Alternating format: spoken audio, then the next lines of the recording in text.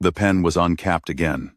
Claire noticed it the way you notice a crooked picture frame. Not at first, not immediately, but then you can't stop seeing it. She'd capped it before she went to bed. She was particular about that. 12 years of grading essays had made her particular about a lot of things, but especially pens. You left an uncapped pen on the nightstand, and you woke to a mattress murder scene. She picked it up, pressed the cap back on, and set it beside the stack of student papers she hadn't touched since arriving 3 days ago. Thornfield House. That was actually its name. She'd laughed out loud when the estate agent said it, some embarrassing bark of a laugh that she'd had to explain. "I teach Bronte," she'd said, and the woman had nodded politely in the way people nodded when they didn't understand but wanted you to stop talking. The house was real, though more real than anything she'd encountered in a book. The moors outside the window were not romantic. They were wet and wide and gray as old pewter, and the wind moved through the grass in long shuddering waves that looked, if you caught them from the corner of your eye, almost like breathing. She was here for the summer because her colleague Janet had offered her the house, and Claire had said yes before she'd finished asking. That was the whole story. A rental at the edge of the world. 6 weeks, with no one to talk to except the students whose papers she was avoiding. And this was supposed to constitute self-care. Claire was 34 years old. She had read every great love story written in the English language, most of them twice, and somewhere in the last several years, she had quietly stopped believing any of them applied to her. She wasn't bitter about it. That was the thing people got wrong. Bitter required energy she didn't have. She was just tired, and teaching other people's great loves. Austens, Brontes, Fitzgeralds, had become a way of holding something without holding it. She uncapped the pen, looked at the top paper on the stack, analyzed the role of the unsaid in Wuthering Heights she'd written on the assignment sheet. What do the characters' silences cost them? She capped the pen, walked to the window instead. The house made sounds. That was the first thing she'd had to make peace with. Not the dramatic sounds of horror films, no creaking floorboards for no reason, no doors swinging open in the night, but a quality of silence that shifted. A room that had been quiet in one way would be quiet in a different way 10 minutes later, and you'd look up from your book trying to identify what had changed, and nothing had changed, and you'd go back to your book. On the third night, she found the key. It was in the kitchen drawer, under a collection of expired coupons and a rubber band that had fused into a hard little ring of its own decay. An old key skeleton style, iron or something close to it, small enough to fit in her palm. It had the weight of something that had been handled often. She turned it over, looked at the bow, the ornate loops of it. She checked every door in the house. No locket fit. She put it in her cardigan pocket and forgot about it for 3 days. It was the smell first. Cedar and something else, the particular dry wood smell of old books.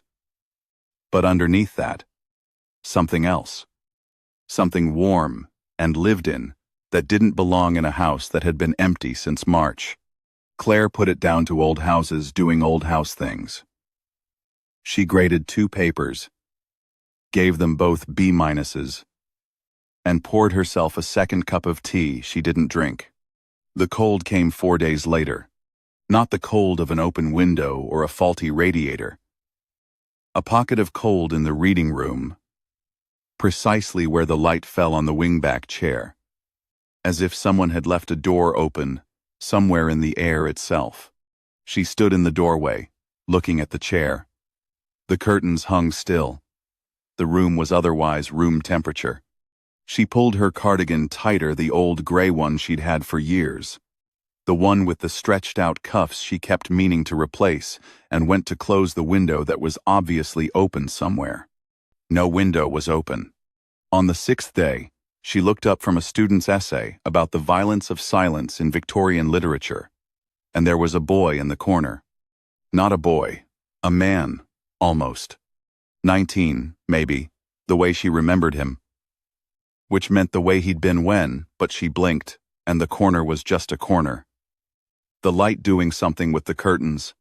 Evening coming in off the moors with that particular amber tilt it had, and Claire put her pen down and pressed her fingers against her sternum and breathed. She'd thought about him less than she used to. That was what years did. Not erased, nothing was erased, but the thought of Eli had gone from a physical thing to something more like the knowledge of a scar. You knew it was there. You didn't need to look at it constantly to know. She uncapped her pen, capped it, uncapped it. The room smelled like cedar. He did not arrive the way she'd always imagined ghosts arrived. Not that she'd spent significant time imagining it. Not consciously. Not out loud to herself. But he came gradually.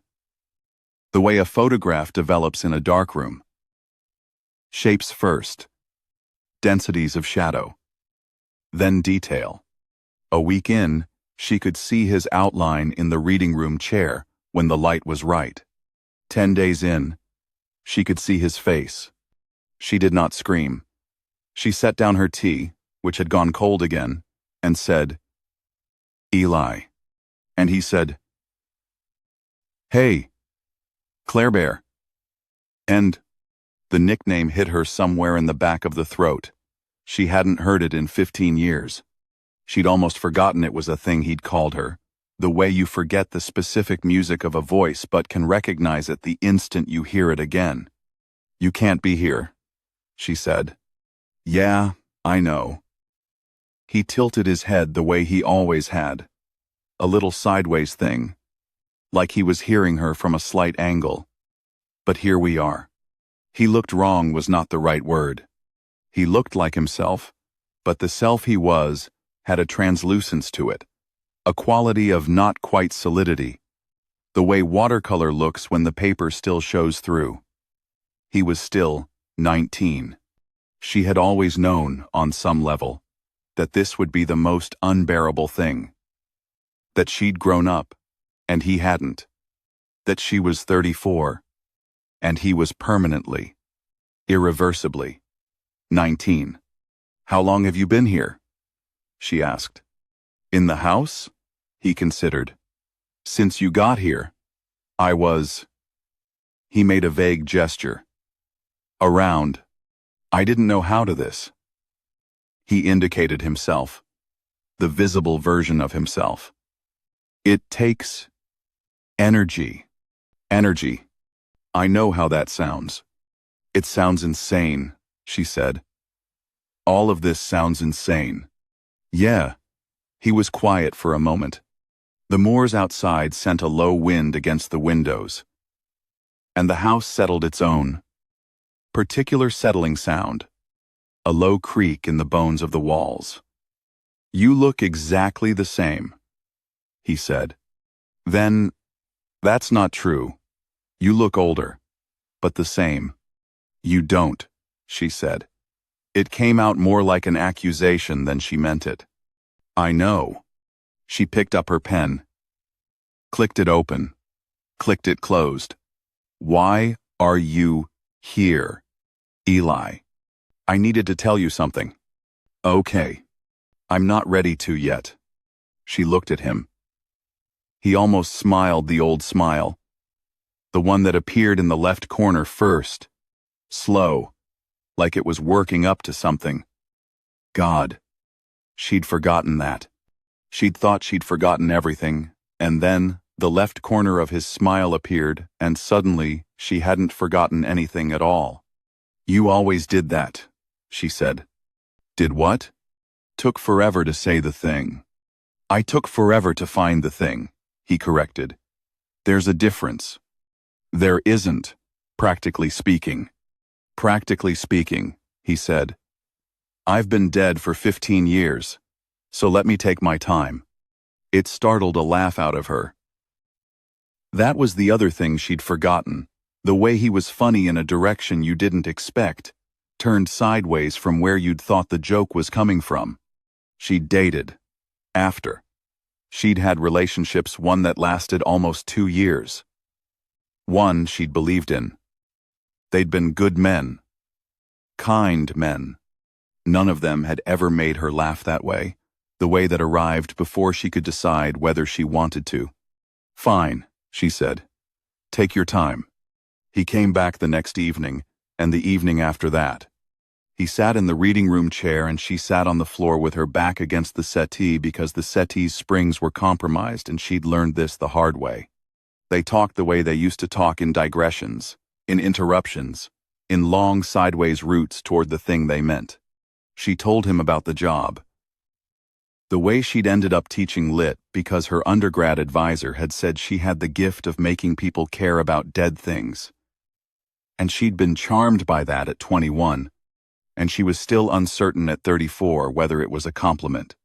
He told her carefully, in pieces, what it was like where he was, or what he thought it was, which was mostly the sensation of being partially elsewhere.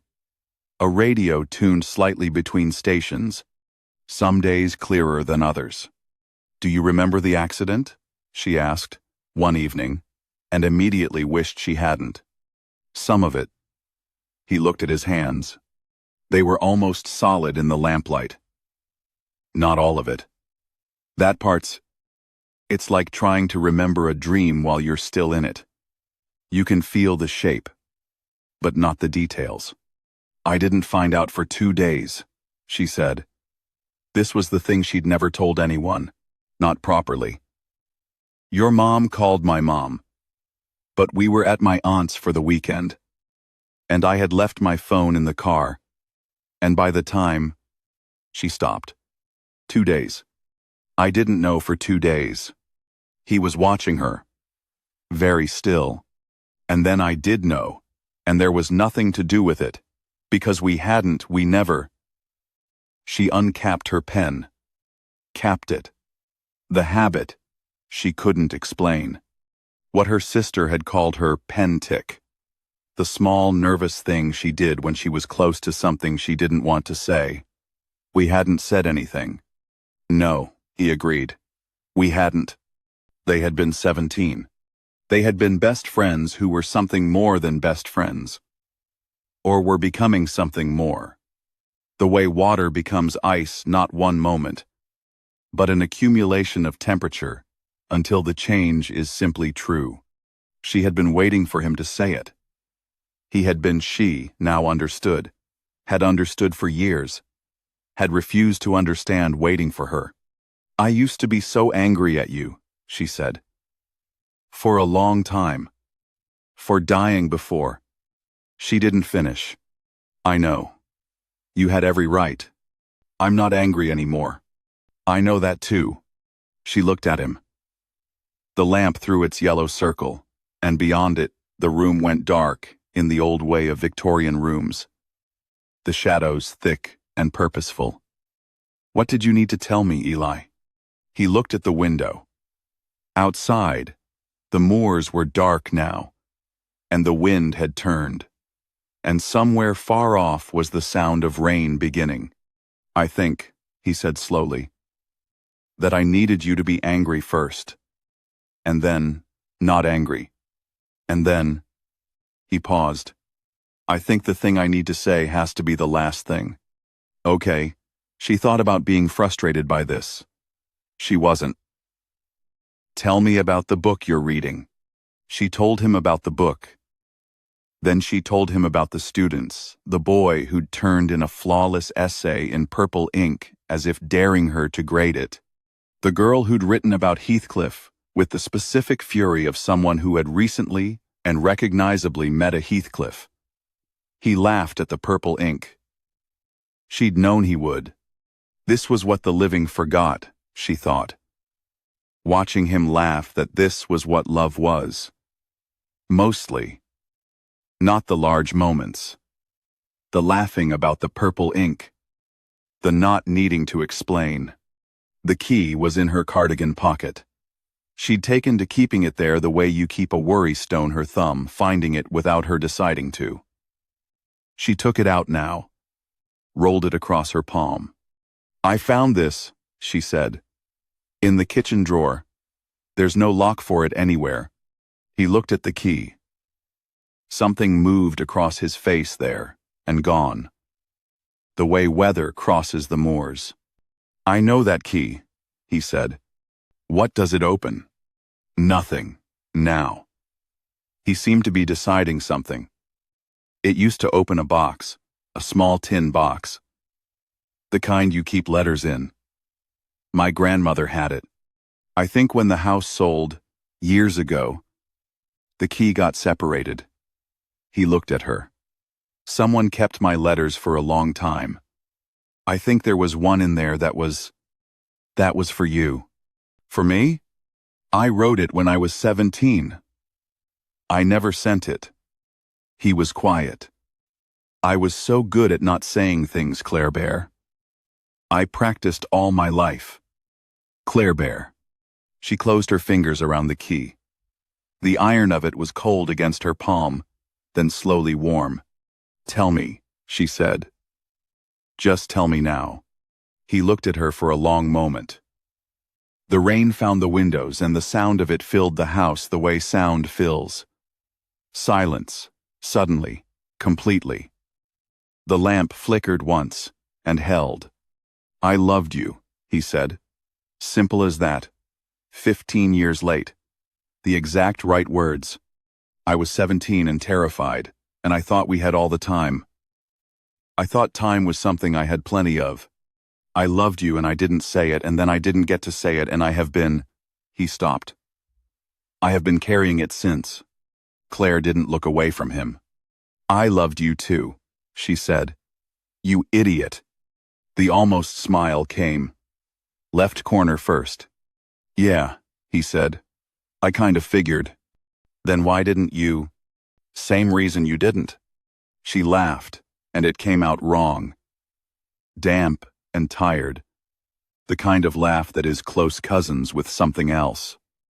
She pressed the back of her hand against her mouth. The key was still in her fist. "We were so stupid," she said. "We were 17. Same thing." "Yeah," he said. "Same thing." He came back twice more after that. The first time, they talked until almost 4 in the morning. The way they used to do in high school, her bedroom. The phone cord stretched to ridiculous lengths. Her mother calling down the hall that it was too late, and Claire saying she'd be off in 5 minutes and never being off in 5 minutes. She told him about the relationship that had lasted almost 2 years. He listened the way he always had, entirely, without offering opinions she hadn't asked for. "Were you happy?" he asked. "Sometimes," she said. "Not the way." She stopped. "The way what?" "The way I am right now," she said. "Talking to you. This." She gestured at the room, at the particular impossible reality of the two of them in it. "I know that's a terrible thing to say. It's not terrible.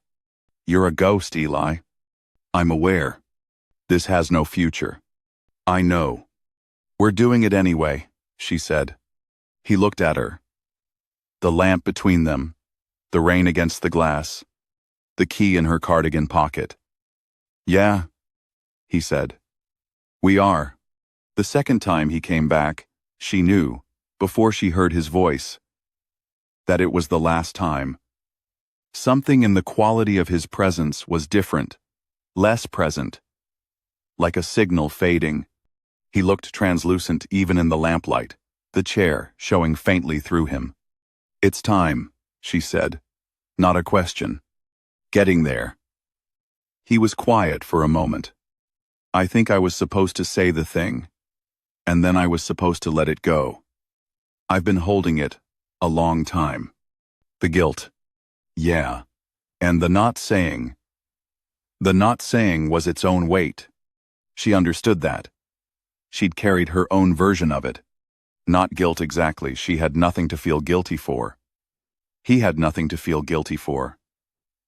They had just been 17 and afraid. And there was nothing more human than that. but the weight of the unspoken, the way an unsaid thing sits in the body like a stone. "Is it lighter now?" she asked. He seemed to consider. "Yeah," he said.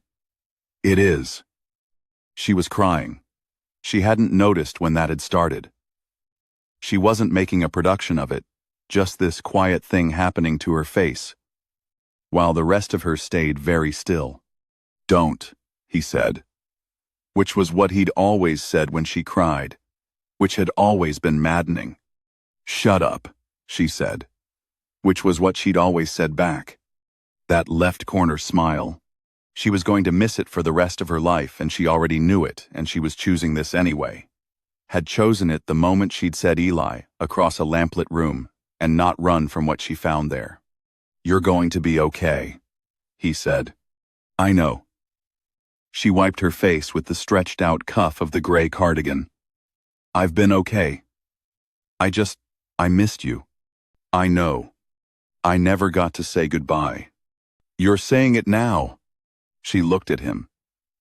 She let herself look, the way she'd avoided looking at anything too directly for 15 years at this face she'd known, before she knew herself. At the 19-year-old boy who had loved her and not said so, and had been carrying it alone in whatever the between place was, all this time. "Goodbye, Eli. Goodbye, Claire Bear." A pause. "You were always my favorite person. I want you to know that.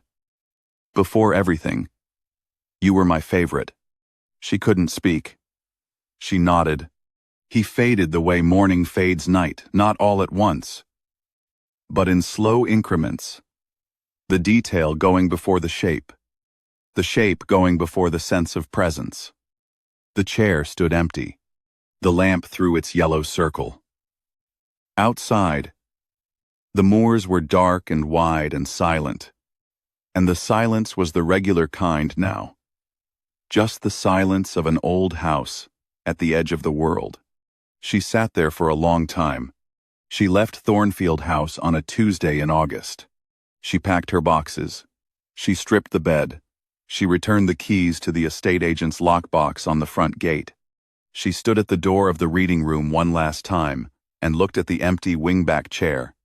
And she did the thing she'd been trying to learn all her adult life. She let it be what it was. The loss and the gratitude both, together, not asking one to cancel the other out. The key she kept. It sat now on her desk at school, next to the uncapped pen, next to the stack of essays she'd been grading since September. She didn't know why she kept it. There was no lock for it anywhere she'd ever found, and she'd stopped expecting one. It was just a small iron key, old and well-handled. Warm in the way that old things are warmer than they should be, as if they've been storing heat from 100 other hands. Her students were writing about the unsaid things in Wuthering Heights. One, written in purple ink, was frankly brilliant, and she was going to have to write something generous in the margin, which was going to take her all afternoon. She uncapped her pen. She thought about what it cost to leave things unspoken. She thought about the weight of it, and how the weight lifted when you finally put the words down somewhere, even 15 years late, even into a room that a boy was already leaving. She thought, "I was your favorite person. You were mine." She wrote, at the top of the purple ink essay, "This is excellent work. You understand exactly what silence costs, and more importantly, you understand what it's worth to break it." She capped the pen, set it down, picked up the old key, rolled it once across her palm. Outside the classroom windows, September was doing what September always did, going golden and slightly heartbreaking, the light slanting low, everything on the edge of change. Inside, her students bent over their notebooks, writing about love and loss and the terrible patience of the unsaid. Claire looked at them for a moment. These young, unfinished people with their whole complicated futures in front of them. Say the thing, she thought. Not at any one of them. Not out loud. You have plenty of time right now. Say the thing while you still do. She put the key in her cardigan pocket. She went back to work.